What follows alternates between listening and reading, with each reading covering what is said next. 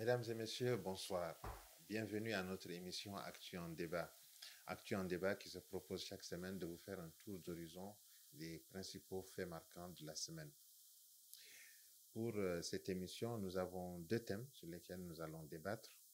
Le premier porte sur la charte en tout cas la révision de la charte de la transition, la nouvelle charte qui vient d'être adoptée par le CNT. Et le deuxième sujet porte sur les indemnités des membres du CNT validées par la Cour constitutionnelle.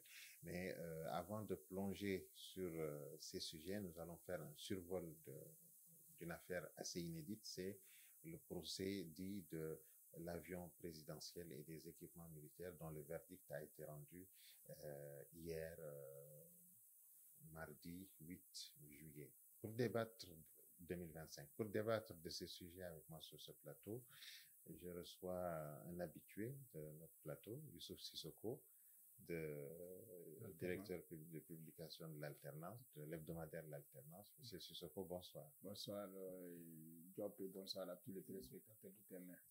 Et vous avez également un habitué, mais même s'il nous avait un peu délaissé ces derniers temps, ça se comprend, Sidou Kounta qui fait son grand retour. Monsieur Kounta, bonsoir. Bonsoir Massiré, bonsoir à Youssouf, qui est un grand frère aussi. Donc bonsoir à tous les téléspectateurs, les inconditionnels de l'émission. Merci, merci beaucoup. Monsieur Sissoko, nous allons démarrer avec vous. D'abord, nous brosser comment vous avez accueilli le verdict de ce procès qui a été livré, comme je le disais tantôt, hier mardi. Okay.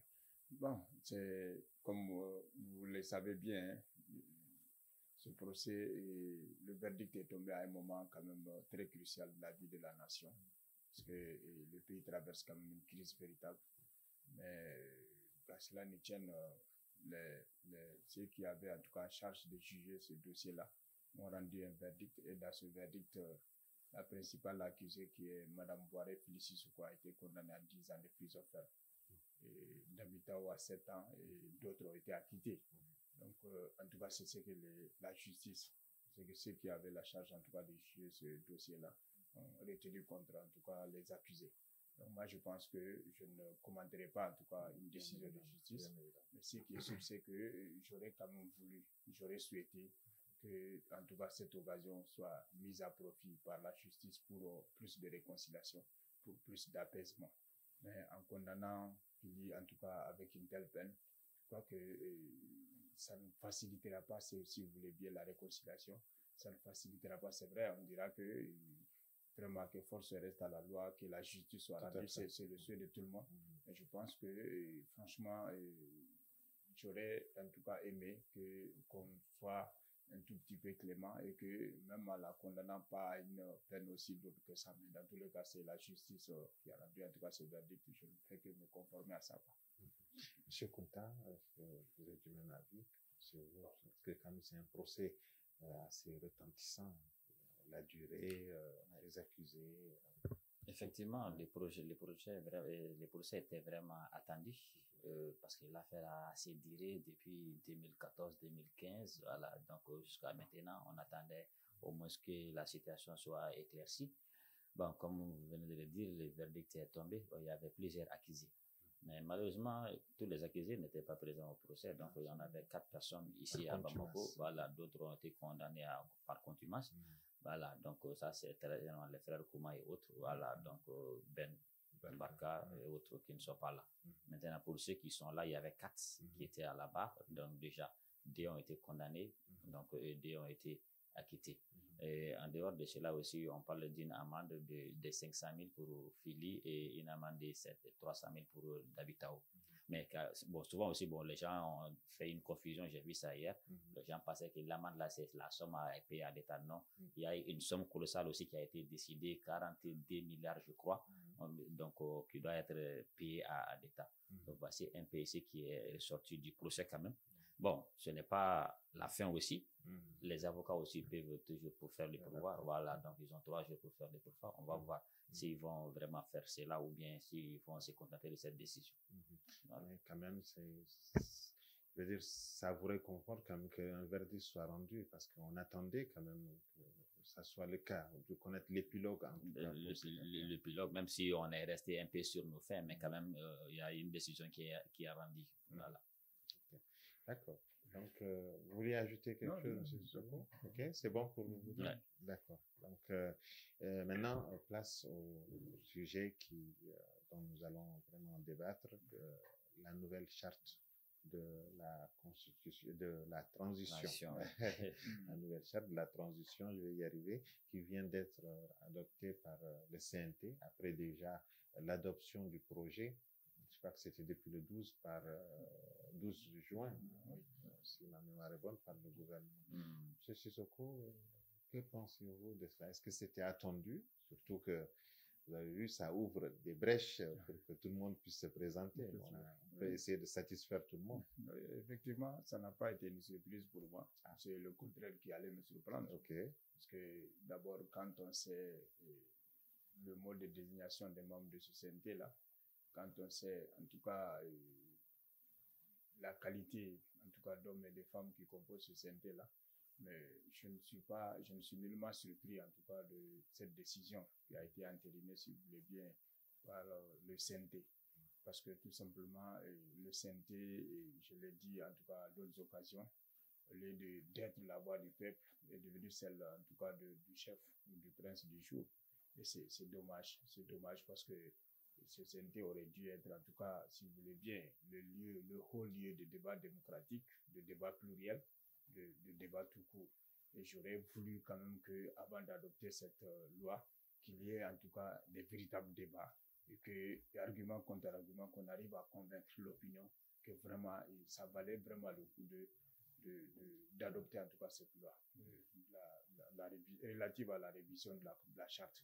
Maintenant, pour parler, n'est-ce pas, de la charte proprement dite, je crois que, bon, chacun a essayé si vous voulez bien, de préserver sa chapelle, parce que le président a proposé justement la révision, mais le CNT aussi s'est arrangé à mettre en tout cas d'autres choses, des innovations, comme vous l'avez évoqué tantôt, et permettre en tout cas toutes les autorités pratiquement de la transition d'être candidates, n'est-ce pas, aux différentes élections, que ce soit présidentielle, législative, toutes les élections en tout cas. Et si vous voulez bien, un mandat de 5 ans renouvelable autant que nécessaire jusqu'à ce que le pays soit pacifié. Donc vraiment, c'est des choses, franchement, je dis, on est en train de donner par décret, en tout cas, la légalité, la légitimité à un régime qu'il n'a pas véritablement. Et la légitimité appartient justement au peuple. Et la légalité, c'est la loi. Et la loi est très claire là-dessus. Pour être appelé président de la République, il faut passer obligatoirement par la voie des urnes. Malheureusement, tel n'a pas été le cas. On se réunit, on adopte en tout cas une loi en notre faveur. C'est comme ça que ça se passe au Mali. Donc moi, je crois que c'est quand même malheureux pour un pays, en tout cas, qui a connu la démocratie pendant 30 ans et qui se trouve, en tout cas, dans une situation pareille. Je crois que c'est dommage. Et c'est un coup de massue quand même qu'on vient de donner à la démocratie, malheureusement. Monsieur Kunta, à votre avis, est-ce que c'est véritablement un coup de massue et est-ce que vous étiez surpris ou pas de cette adoption? Bon, la révision de la charte de la transition a été initiée par le gouvernement, comme déjà annoncé, et ça a été adopté par le CNT à l'unanimité. Ouais. Donc, c'est sans surprise pour moi aussi, parce que c'est un texte qui va arranger les CNT aussi. Parce que si la transition a 5 ans, les CNT aussi aura 5 ans. Donc, comme on le dit ici au Mali, donc la charité bien ordonnée commence par soi-même, c'est ce qu'ils ont appliqué, c'est ce que je vois. Mais bon, il y a des inquiétudes quand même sur ce point. Quand même, la procédure est normale et la procédure a été suivie parce que la révision fait partie de la charte, c'est déjà dans la charte dont ça peut être révisé. Mais les principaux points, voilà, que je vais souligner, ça c'est non seulement la durée de la transition, mais aussi l'éligibilité des dirigeants actuels à l'élection qui va mettre fin. Donc, voilà. Maintenant, concernant la durée, c'est vrai, 5 ans. Et on dit renouvelable autant de fois. Voilà. Donc, est-ce que ça rime avec notre constitution qui est en vigueur, qui n'est pas suspendue? La constitution a été votée, promulguée en 2023. Tout à fait, juillet 2023. Juillet 2023. Qui dit quoi? Donc, qui dit on ne peut pas faire plus de 2 mandats. En aucun cas, personne ne peut faire plus de 2 mandats. Ça, c'est le président de la République. Okay. Bon, la Constitution est supérieure à la charte de la transition. Et on suppose que le président de la République aussi est au-dessus du président de la transition. Si le président ne peut pas faire des mandats, comment serait-il que la charte qui est inférieure, donc on va parler de renouveler autant de fois? Voici les inquiétudes qui sont là. Ça la dénote d'une contradiction. Quand il y a une contradiction qui est là, manifeste qui est là. Maintenant, ils disent que maintenant la révision même, c'est dans un souci d'harmoniser avec l'AES. Donc si j'entends ça, c'est comme dire que l'AES ne rime pas avec l'élection, ou bien il faut forcément la transition pour que l'AES existe. Je trouve que ce n'est pas le cas. L'AES peut exister en dehors de la transition. L'AES doit continuer. C'est une vision qui est là, qui doit être portée par les peuples, quel que soit l'homme qu'on va mettre à la tête, voilà, le régime en place. Donc l'AES doit continuer. On prend l'exemple sur la CEDEAO. La CEDEAO est là depuis plus de 75 ans maintenant. Et ça a été mis en place avec des régimes qui étaient dans la transition. Mais ça continue. Donc ça doit être le même cas. Mais maintenant, si on me dit que c'est lié vraiment l'AES à la transition, là aussi, c'est des choses que je ne comprends pas. Maintenant, pour sortir de ça, vraiment, ce que moi je suppose, il faut se conformer à nos textes. Soit, il faut les abroger. Ce sont les deux options. Par exemple, on a choisi un modèle. On avait un modèle depuis 92. On a renouvelé le même modèle en 2023. Si le modèle n'était pas bon, il fallait dire que, on va changer, on sera un royaume. Il y a des royaumes qui existent jusqu'à présent. Si on peut élire un roi qui va rester au pouvoir jusqu'à la mort, et après il sera succédé. C'est un principe que d'autres pays ont choisi. Mais si nous, on a choisi notre modèle, on a pris l'exemple de l'alternance. Donc, s'il faut l'alternance, donc il ne faut pas vraiment aller à l'encontre de l'alternance. Ou, je suppose que vraiment, il faut l'enlever, suspendre la Constitution, si tel est le cas. Et maintenant, s'ils veulent continuer avec la transition. Sinon, quand même, il y a trop de contradictions. Et ce bicéphalisme-là, même, je pensais qu'on tendait vers la fin, puisque déjà, c'est ce qu'ils ont montré. On a mis la loi électorale en place pendant la transition. En période de la loi électorale, on a mis la Constitution en place, on a mis l'EG en place. Absolument. Et on avait parlé de léger report seulement. Et d'un seul coup, on vient de dire septembre 2023. Voilà. Donc, on vient de dire 5 ans encore. Donc là, vraiment, il faut savoir ce qu'on fait. C'est ce que je peux dire à ce niveau. Les prochaines étapes, M. Sissoko? Bon, les prochaines étapes, c'est que... Parce qu'il paraît qu'on dit en tout cas que, oui, le CNT l'a adopté, mais il reste encore d'autres étapes. La Cour constitutionnelle, la promulgation. Est-ce que tout ceci va entrer en jeu? Bon, pour la Cour constitutionnelle, je n'en sais pas trop, mais ce qui est sûr, ça va être promulgué par le président. Et une fois que c'est promulgué, sauf en tout cas cas de force majeure, sinon ça va être appliqué, bien sûr, parce que tout simplement c'est ce qu'on attendait, que le CNT se prononce là-dessus. Après ça va être soumis au président de la République, au président de la transition qui va la promulguer, et à partir de ça maintenant ça va être appliqué.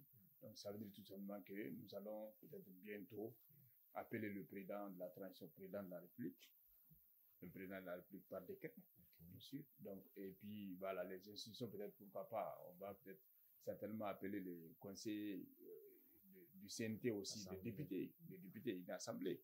Donc, franchement, c'est des comportements qui sont aux antipodes des valeurs démocratiques. Et ça veut dire que, tout simplement, on est en train de substituer au peuple, en tout cas, une minorité, et qui décide à sa place, et qui a lieu et place, en tout cas, des urnes. Franchement, c'est ce qui est quand même... C'était l'une des raisons quand même qui nous ont fait sortir de la CEDEAO. On estimait que la CEDEAO n'accordait pas assez de voix au peuple. Au peuple, justement, et que le texte a été violé, en tout cas au niveau de la CEDEAO. Mais tout au long, en tout cas, de cette transition, ce que nous constatons, c'est des violations en violation, des violations en violation. Et les lois ne servent généralement que quand on veut justement user quelque chose dedans. Sinon, quant à en tout cas... au respect, c'est les autres qui le font, mais ceux qui sont en tout cas les garants, les véritables garants, tous les jours au pied, en tout cas ces lois-là. Donc c'est ce qui est quand même grave. Et donc, la donne concernant les forces vives, où est-ce que vous la mettez? Justement, je ne sais pas ce que les forces vives vont dire, mais peut-être qu'on va attendre, parce que ce qui est sûr, il y a déjà un procès qui est pendant au niveau de la justice, c'est celui des partis politiques, des ex-partis politiques. Et je pense qu'ils vont peut-être terminer avec ça. Il y aura peut-être d'autres voix, déjà, des voix s'élèvent individuellement, ne serait qu'individuellement, pour dénoncer justement toutes ces violations et toutes ces aberrations, si vous voulez bien. Donc, moi, je crois qu'il faut attendre peut-être le temps va faire le reste, en tout cas, du travail.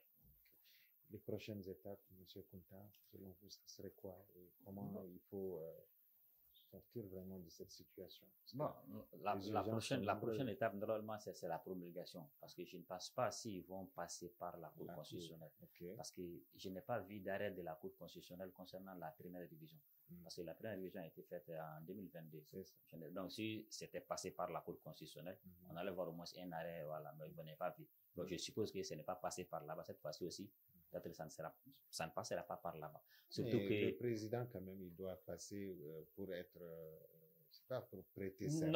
Non, ça c'était quand il venait, mais maintenant, avec la révision, il ne passe pas par là-bas pour prêter serment. Voilà, parce que pour les 2 ans là, quand c'était arrivé à terme les 18 mois, donc on a pris 2 ans comme décret, mais il n'est pas passé par là-bas. Voilà, donc je suppose que peut-être ils vont suivre la même procédure. Mais de toutes les façons, comme j'ai dit, l'argument annoncé là, on dit que ce sont les forces vives qui ont demandé, et c'est dans un souci d'harmoniser avec l'AES. Bon, je me dis, est-ce que les forces vives là sont au-dessus du peuple entier? Parce que la Constitution, c'est le peuple entier qui a décidé par référendum. Force vive là, c'est un groupe. Or, la Constitution dit quoi? On dit que la souveraineté, ça appartient au peuple.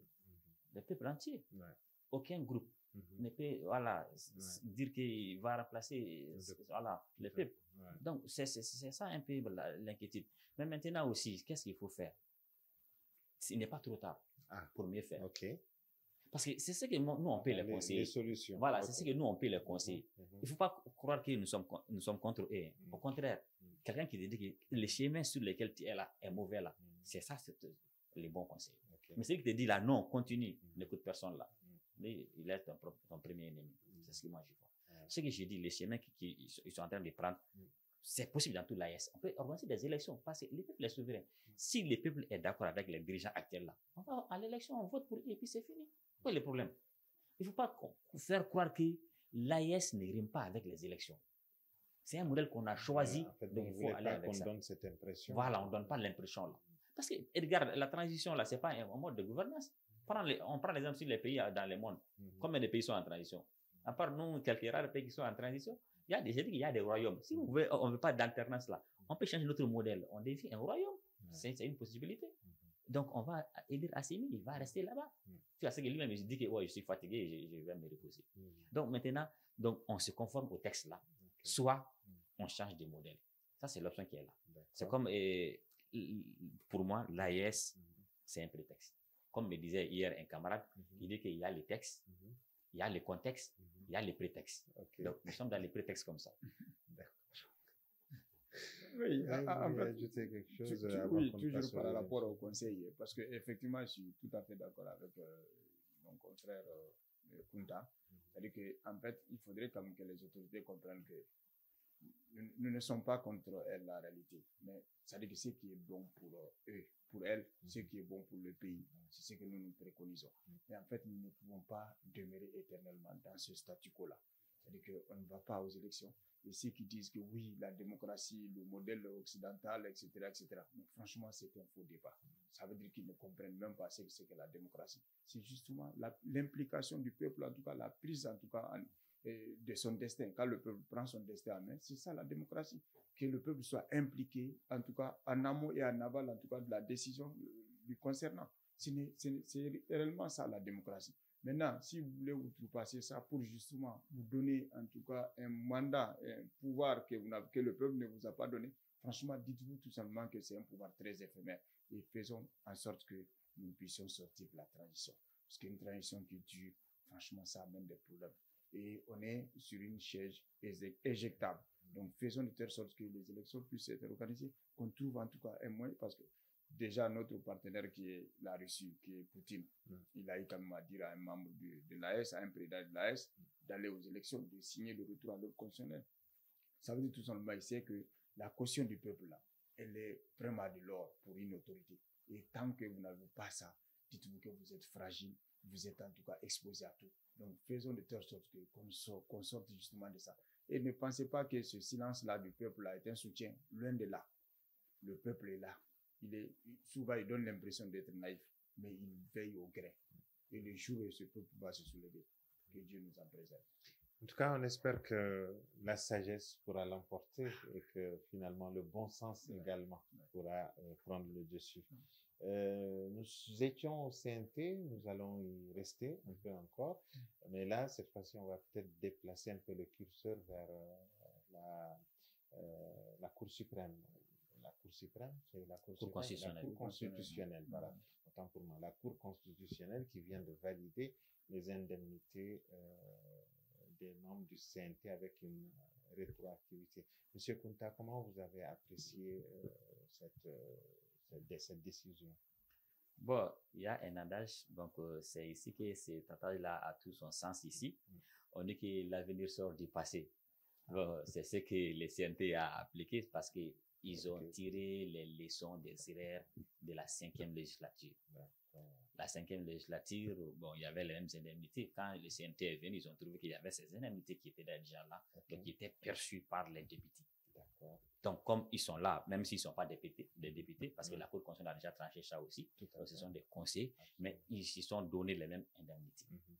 Mais quand ils ont vu que peut-être l'affaire a éclaté avec la 5e législature, le président même est déjà sous mandat de dépôt, donc parce qu'ils prenaient des indemnités, mais il n'y a pas de fondement juridique. Donc il fallait trouver vraiment quelque chose pour qu'il soit conforme à la loi. C'est ce que je disais tantôt dans la première partie. Il faut se conformer à la loi. Et c'est bon pour toi-même. Donc c'est ce que le CNT a fait. Donc ils ont tiré la leçon de ces erreurs-là. Donc, ils ont adopté un projet et le projet a été envoyé au niveau de la Cour constitutionnelle. On se rappelle, il y a une première fois où la Cour avait rejeté, donc on dit que c'était pas conforme à la Constitution. Donc, c'était retourné. Donc, ils ont repris encore, donc ils ont apporté des modifications nécessaires et la Cour avait indiqué surtout, donc les points indiqués. Donc, ils ont changé ces points et ils ont encore ramené à la Cour. Et la Cour a rendu une décision, c'est un arrêt du 30 juin, je crois, numéro 04 2025. Voilà, donc sur ça, donc il dit que maintenant, les indemnités sont conformes à la Constitution. Donc, c'est l'arrêt qui est là. Donc, ça permet de les protéger maintenant. Donc, parce qu'ils sont conformes à la Constitution. Donc, désormais, on ne peut pas les poursuivre qu'ils sont en train de prendre quelque chose qui était indu. Voilà. Mais maintenant, l'inquiétude sur ce point aussi, c'est comme on dit, c'est le droit. Le droit, bon, d'après Maître Cheikh Oumar Konaré, donc le droit, c'est comme ça, quoi. Donc, voilà, chacun essaie d'interpréter, voilà. Donc, certains disent que la loi ne peut pas être rétroactive. Donc, il n'y a pas de rétroactivité. Mais là, on a vu qu'avec l'arrêt de la Cour, ça veut dire que c'est possible de le faire. Donc, ça va couvrir depuis qu'ils sont entrés en fonction. Donc, ça va couvrir toutes ces périodes, malgré qu'ils prenaient avant la loi. Mais la loi, maintenant, va couvrir toutes ces périodes. Bon, comme on dit, l'arrêt de la Cour n'est pas attaquable. Donc, si la Cour décide, ça veut dire que nous, on ne peut pas dire le contraire. Mais est-ce que vous pensez que cela, avec les conditions actuelles, en tout cas, est-ce que c'est en conformité? Est-ce qu'il ne faudrait pas un peu revoir ces indemnités? Effectivement, là aussi, c'est un autre débat. Là, voilà, c'est là même, parce que j'ai dit que souvent, on fait 2 poids 2 mesures. Par exemple, pour la durée, on dit qu'on va faire conformité avec l'AIS. Mais ça concerne l'argent, il n'y a pas de conformité. Si je prends l'exemple sur le Burkina, il n'y a pas 147 membres dans leur CNT. Et ils ne prennent pas autant. Pourquoi on n'a pas conformé ça aussi? Surtout, nous vivons dans un moment critique de la nation. On dit qu'il n'y a pas d'argent et on demande au peuple de serrer la ceinture. Et chaque fois que les autorités prennent la parole, ils disent que nous saluons la résilience du peuple malien.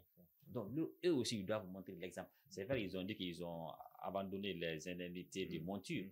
Mais ça, c'est bien, on les félicite pour ça. Mais il y a d'autres indemnités qui pouvaient laisser. Donc, ça allait être encore un peu plus. Ou même arrêter même avec les indemnités. Maintenant, au cas de session, donc il y a les primes de session seulement pendant les trois, il y a 2 sessions dans l'année, donc il y a les 6 mois à peu près. Et les autres où il n'y a pas de session, donc ils vont rien prendre. Parce que surtout les CNT là, ce sont la plupart sont des fonctionnaires, il y a des fonctionnaires, il y a des militaires, il y a d'autres qui sont d'autres corporations, il y a d'autres activités en dehors du CNT. Voilà, ce n'est pas le cas comme des politiciens qui n'avaient rien à faire. Donc, eux, ils ont déjà leur salaire et ils ont ces indemnités aussi des CNT. Donc, ils pouvaient faire encore un peu mieux maintenant, vraiment pour un peu soulager les pays. Les pays souffrent et la population souffre avec. D'accord. Monsieur Sissoko, sur ce même sujet. Sur ce même sujet, je crois que, c'est que l'arrêt que la Cour constitutionnelle vient de rendre est très normal parce que, en fait, c'est justement pour, si vous voulez bien, c'est pour tirer une couverture sur les membres du CNT pour éviter d'éventuelles poursuites, même après leur mandat, leur travail parlementaire. Je crois que c'est juste pour mettre un cadre juridique à tous ceux qui prenaient illégalement, quoi. Donc moi, je crois que c'est ce que la Cour constitutionnelle a fait. Maintenant, est-ce que c'est suffisant, comme vous l'avez si bien remarqué, est-ce que c'est suffisant pour justement, comment dirais-je, éviter toute polémique autour du CNT encore? Je crois que ce n'est pas suffisant parce que, comme il l'a si bien dit, le pays traverse une crise, en tout cas financière énorme. Donc c'est peut-être ça qui explique certainement que l'annulation de leur prime de monture commun. Donc je crois que ça ne peut s'expliquer que par ça parce que les caisses sont vides, donc forcément il faudrait que chacun en tout cas essaye de renoncer à quelque chose, à quelques avantages. Mais je pense qu'ils peuvent aller loin, plus que ça, ils peuvent faire plus que ça, parce que le pays souffre, les Maliens souffrent véritablement. Surtout qu'on a obligé justement les citoyens à céder déjà avec les transferts d'argent et autres là. Donc moi je pense que les autorités aussi doivent en tout cas donner l'exemple. Parce qu'une gestion, c'est d'abord l'exemplarité, c'est la rigueur et c'est la transparence.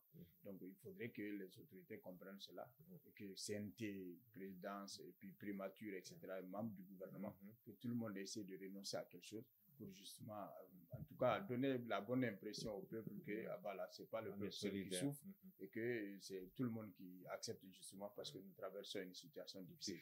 Mais je pense que franchement, c'est insuffisant. C'est un gros effort qui a été en tout cas fait par le CNT, le fait de renoncer à certaines indemnités.